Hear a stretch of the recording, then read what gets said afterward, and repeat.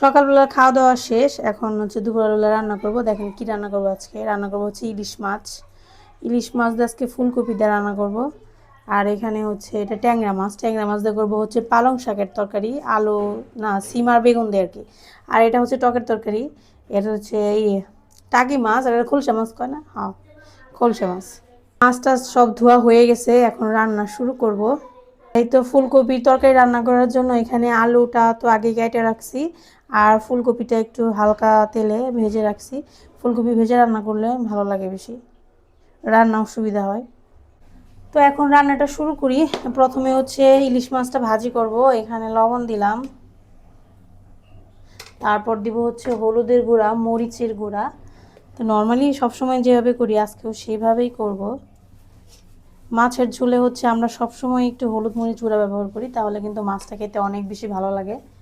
শুধু হলুদের গুঁড়া দিলে ঝাল ঝাল একটা ভাব হয় না, একটু মরিচের গুঁড়া দিলে আবার ঝাল ঝাল হয়, তাহলে খেতে আরও বেশি ভালো লাগে। কিন্তু দেখেন মাছের গায়ে এত জল ছিল না, যার কারণে হলুদ মরিচটা জল হয়ে গেছে।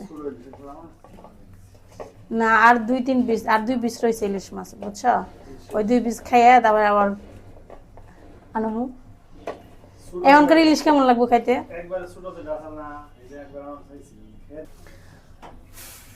তো এখানে দিয়ে বসে দিছি প্যান, এখন হচ্ছে মাছগুলো ভাইজা নেব।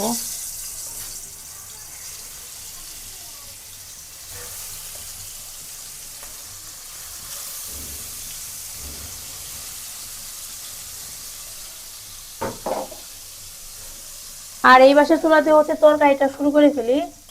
এক পাশে মাছ ভাজি, আরেক পাশে তরকারি রান্না করলে অনেক তাড়াতাড়ি রান্না শেষ হয়ে যাবে। তো তেলটা গরম হয়ে গেছে, একটু ফোড়ন দিলাম, জিরে ফোড়ন।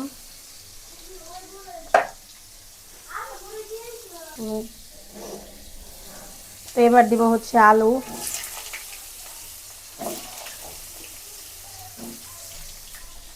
তারপর দিব হচ্ছে লবণ। লবণ দিয়ে খালি কষিয়ে নিতে হবে সুন্দর করে। আমরা হচ্ছে কষানোটাকে মানে ভাজাটাকে কষানো বলি যখন ঝুল তরকারি রান্না করি। আবার যদি ধরেন শুধুমাত্র ভাজি করি সেক্ষেত্রে আবার ওইটাকে ভাজি বলি, কিন্তু তরকারি রান্না করলে সেটাকে বলি কষানো। আজকে যে খিচুড়ি খেলা কেমন ছিল সকালের খিচুড়ি?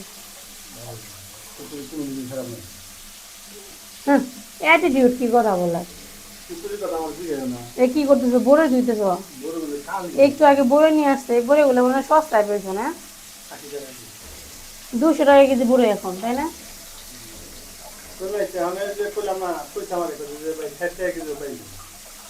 ওয়েট করা লাগবে। এক পাশে মাছ ভাজি আর এক পাশে তরকারি। আজকে রান্না করব হচ্ছে পালং শাকের তরকারি। আপনাদের তো বললাম টকের তরকারি আর মাছ ঝোল, তো 3টা আইটেম করব।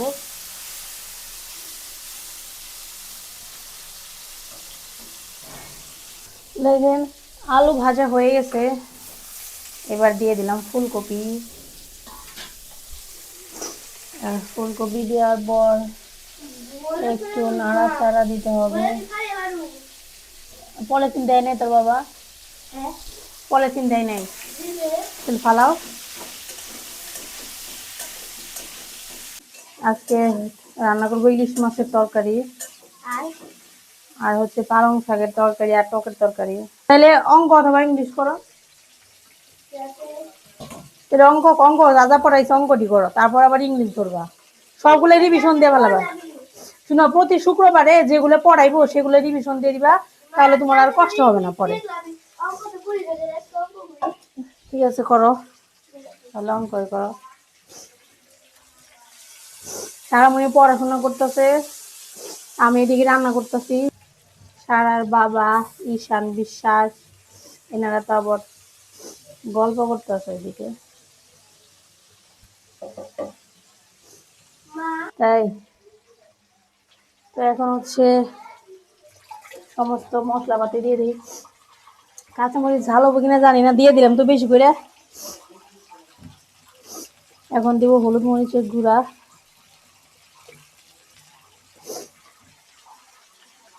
এর মধ্যে ওরকম গুঁড়া টুড়া মানে জিরে বাটা মাটা দিব না, কারণ ইলিশ মাছ দিয়ে করবো তো। শুধু একটু ভাজা জিরে বাটা দিব নামানোর আগে, এছাড়া আর কোনো মশলা দিব না। এখন এটা কষিয়ে নিব।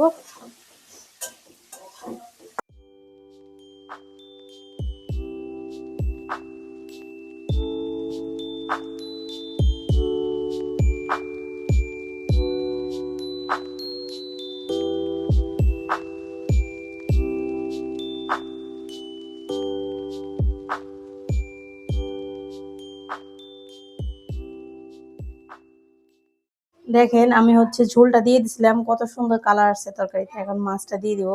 ইলিশ মাছ, ভালো হোস তরকারি, আজকে খুব স্বাদ হওয়ার কথা। তো এখন মাছগুলো একটু নিচে ফালাই দিই, যাতে মাছগুলো একটু ঝোলের সাথে মিক্সড হয়।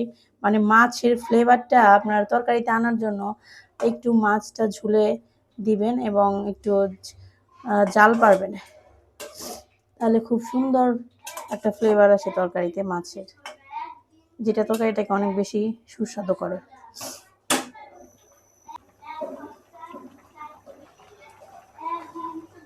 তো তরকারি আমার প্রায় হয়ে গেছে। এর মধ্যে দিলাম হচ্ছে ওই যে বলছিলাম আপনাদের যে একটু জিরে বাটা দেবো, সেইটাই দিলাম, ভাজা জিরে বাটা।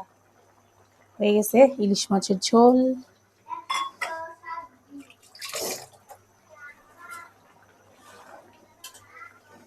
লবণ টবণ সব টেস্ট করা হয়ে গেছে। মাছটা একটু হালকা করে ভাজি করছি তো, যার কারণে নাড়া দিতে ভয় পাইতেছি আর কি, মাছগুলো যদি ভেঙে যায়, এর জন্য বেশি নাড়া দেওয়ার দরকার নেই। হয়ে গেছে।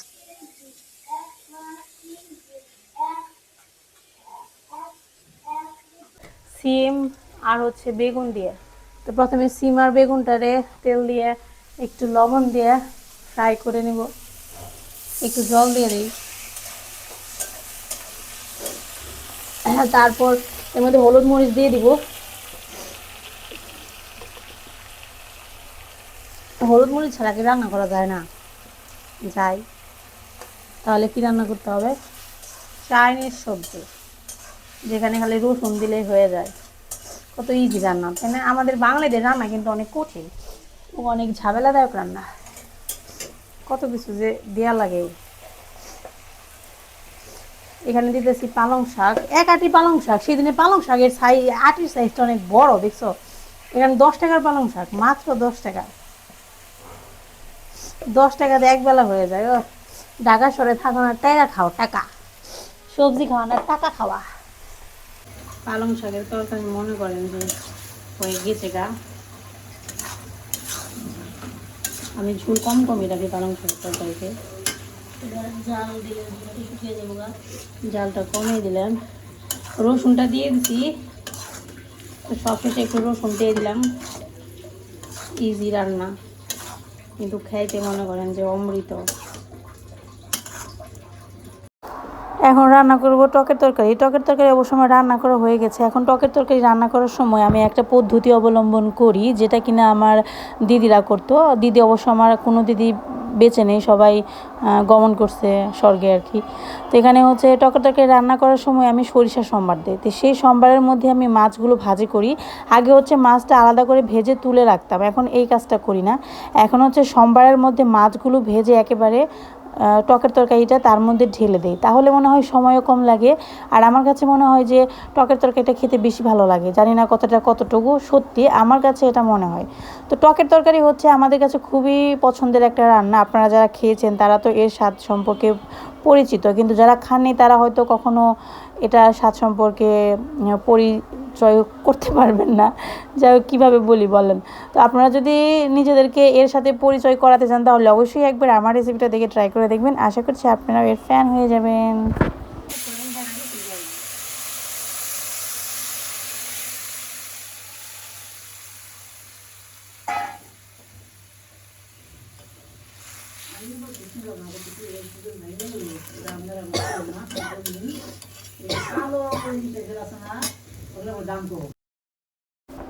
গতকালকে যে ব্লগটা শেয়ার করেছিলাম ওইটা ছিল সকালের ব্লগ, এটা হচ্ছে দুপুরবেলার ব্লগ। যেদিন মা বাবা বাসায় আসছে সেই দিন হচ্ছে আমি দুপুরবেলা কী কী রান্না করেছিলাম সেই ব্লগটা আজকে শেয়ার করতেছি। তো আপনারা হয়তো ভাবতে পারেন যে মা বাবা যেহেতু লিখছি, আমার মা বাবা ভারত থেকে আসছে কিনা। তো মা বাবা এখনও আসেনি, ইন্ডিয়াতেই আছে, তবে কয়েকদিনের মধ্যে চলে আসবে। যখন আসবে তখন আপনাদের সাথে অবশ্যই শেয়ার করব, যেদিন আসবে আর কি। তো আপাতত হচ্ছে আমার শ্বশুর শাশুড়ি আসছে বাসায়, এমনিতেই বেড়াতে আসছে, অনেক দিন ধরে আমাদের সাথে দেখা সাক্ষাৎ হয় না। এরপর হচ্ছে বাসাটাও চেঞ্জ করলাম, এর জন্য নতুন বাসা যেহেতু আসছি তাই এমনি একটি দেখতে আসছে। এখন তো আসলে আমাদের বারান্দা থেকেই কথা বলা যায়, এখন দূরত্বটা অনেকটাই কমে গেছে, এর জন্য মনে হয় যে কাছাকাছি আছে, এই হচ্ছে আর কি ব্যাপার। তো এখন দুপুরবেলা খাওয়া দাওয়া চলতেছে। আজকে কী কী রান্না করছে আপনারা তো দেখেছেন, পালং শাকের তরকারি, ফুলকপি দিয়ে ইলিশ মাছের ঝোল করছে, আর হচ্ছে টকের তরকারি। মেয়ের মাসের কাম খালি ছেলে মেয়ের সেবা করা, তাই না? একবার পিতার সেবা করো, ওর জামাইয়ের পূজা, ওখানে সবাই আমরা যে দুর্গা মারে পূজা দিই, দুর্গা মারে সরস্বতী মারে পূজা দিই, লক্ষ্মী মারে পূজা দিই, সব মারে দুর্গা মার না গেছে আমরা বউ কাম পূজা দেব। বোরে কি পূজা দেবার কইছে ইয়ে ভগবান, ভগবান তো কয় নেই, খালি মা মা দেবী, বোরে তো তা কয় নেই, বোরে খালি বাইরা, বোরে খালি কইছে বাইরা। আচ্ছা খানা আমাদের না দেখো রান্না করে খেয়ে দাও, বউ করে বউ এরা নেই।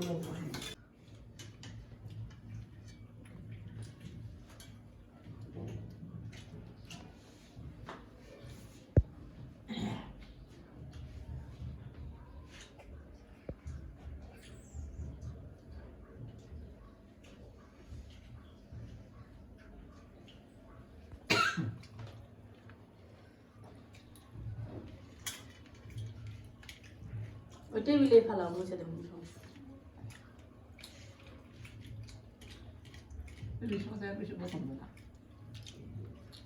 বাবা।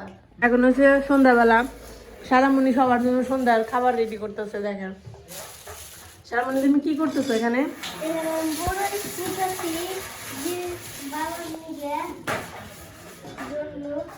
বাবা কই দেখি, অ্যাংরা ব্যাংরা বড়ই। ঈশান বাবু খালি আমার কাজ বাড়া, আর সারামণি আমার হেল্প করে, দেখছেন? ঈশান শব্দ করে না। সারামণি দেখেন বলে দিতেছে সবার জন্য। সারামণি বলতেছে আমি কাজ করতেছি, আমার একটু ভিডিও করো না কে? না না, তুই তো সবই করো, আমি খালি তোর হেল্প করি, রান্না বান্না যা আছে সবকিছুতে তুই সব করো। বড়ি ধোয়া শেষ, একটা খেয়ে বল বড়ি কেমন কামাতে? মিষ্টি না? বড়িগুলো খুব একটা মানে বড় না, একটু ছোট ছোট, কিন্তু খাইতে অনেক টেস্ট, চিকন মিষ্টি, একদম চিনির মতো মিষ্টি, তাই না? ও ভিডিও তো আরো স্বাদ পাকা। ঈশান বড়ে খাবি না? দাও সারা বড়ি দেন, সারা থ্যাংক ইউ দাও। কলাটা স্বাদ হয়েছে মিষ্টি, সারা খা, তোর একটা রাখছি। সাদা কমলা করে রাখছ, কমলা খাই বড় ডেকনা শুনে খেয়ে তারপর চলো পড়তে বসবা।